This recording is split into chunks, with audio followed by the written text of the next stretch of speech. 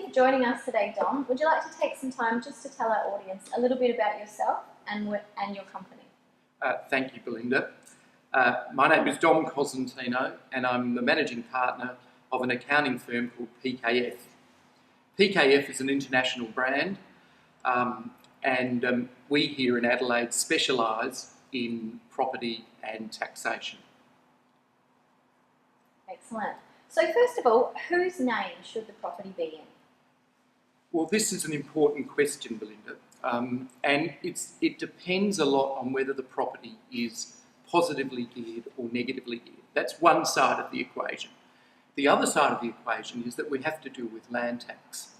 And if the property is positively geared, it's probably going to go into the person's name who has, in the family, who has the least amount of tax to pay. On the other hand, if it's negatively geared, we might want to look for the family member who has the most tax to pay. And against that, we would balance it with land tax.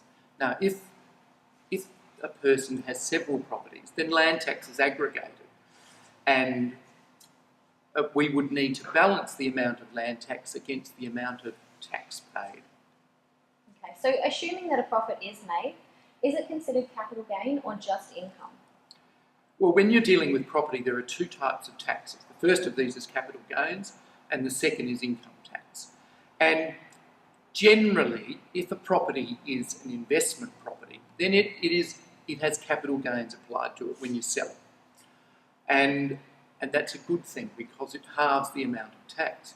On the other hand, if it's a development, then it's deemed to be ordinary income, and every dollar that you earned is taxed at your marginal tax rate.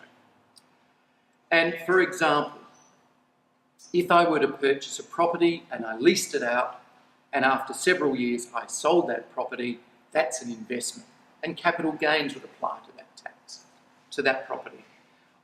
If I were to purchase a property and sold it immediately, then that's a development, and in that case, income tax would apply, and every dollar of the profit would be taxed at the marginal rate.